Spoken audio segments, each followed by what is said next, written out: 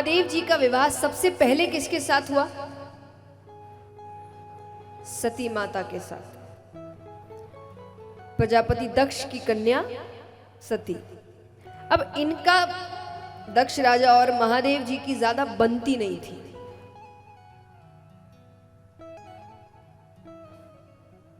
अब एक बार महादेव जी एक सभा में जाते हैं। उस सभा में प्रजापति दक्ष का इंतजार हो रहा है। अब सब बैठे हैं, इंतजार कर रहे हैं, महादेव जी भी बैठे हैं। अब महादेव जी की एक आदत थी कि उनको थोड़ा भी खाली समय मिलता तो वो श्री राम की भक्ति में लीन हो जाते।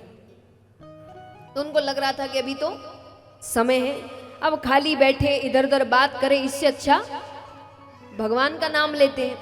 तो उन्होंने कर लिए अपने नेत्र बंद। अब वो ध्यान में जाते हैं कि सामने से प्रजापति दक्ष का आना होता है। आइए थोड़ी शांति, पीछे जो है।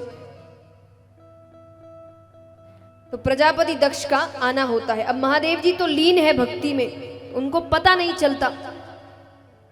चलता तो सभी उनके सम्मान में खड़े हुए, प्रजापति दक्ष के सिवाय महादेव जी के। अब उनको और क्रोध आ गया कि सबके सामने मेरा निरादर कर रहा है ये। तो उन्होंने बीच सभा में महादेव जी को बहुत भला बुरा कहा। उन्होंने कहा कि ये अमंगल स्थान में रहने वाला है, भूत प्रेतों के साथ रहने वाला है, देवताओं के साथ बैठने योग्य नहीं है। अब आपको सुनने में लग रहा होगा ना कितनी गलत बातें कह दी, पर यही कुछ टीकाकार है जिन्होंने बहुत सुंदर तरीके से टिप्पणी की है इस पर। टीकाकार कौन होते हैं? जैसे जो बड़े बड़े ग्रंथ होते हैं ना, उनको समझना इतना आसान नहीं होता, क्योंकि एक एक श्लोक के, एक एक शब्दों के हजारों मतलब होते हैं। अब किस मतलब से कब क्या कहा गया है ये समझना थोड़ा मुश्किल है। तो जो टीकाकार है ये अपने मत अनुसार आपको समझाते हैं कि भगवान ने क्या कहा होगा।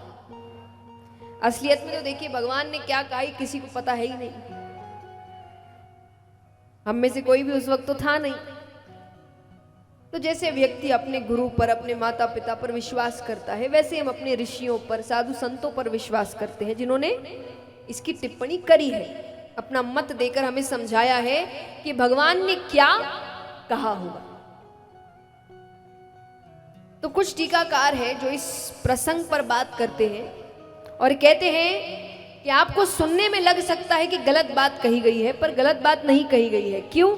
क्योंकि जो गुणी व्यक्ति होते हैं उनकी निंदा में ही उनकी स्तुति छुपी होती है। तो ये बाहर से निंदा लग रही है, पर अगर कोई ठीक से समझे तो ये उनकी स्तुति है। कैसे? अब कहा अमंगल स्थान में रहने वाला। अमंगल स्थान मतलब हाँ, शमशान घाट। महादेव जी के अधिकतर मंदिरों के पास शमशान घाट होता है। तो वो कहे कि अमंगल, अब कोई ये बताए ये स्थान अमंगल कैसे है?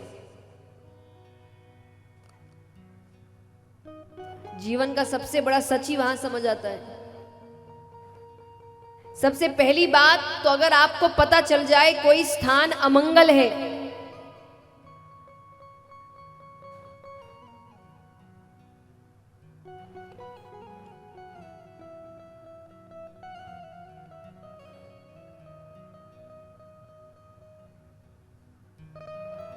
आइए सामने से आना जाना थोड़ा बंद कर दे आप।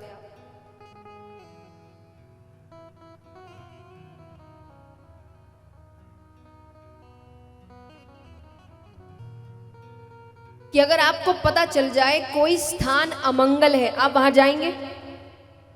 बताइए हाँ कि ना, जोर से। नहीं जाएंगे?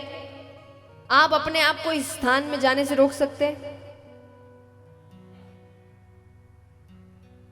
एक ना एक बार तो जाना ही पड़ेगा।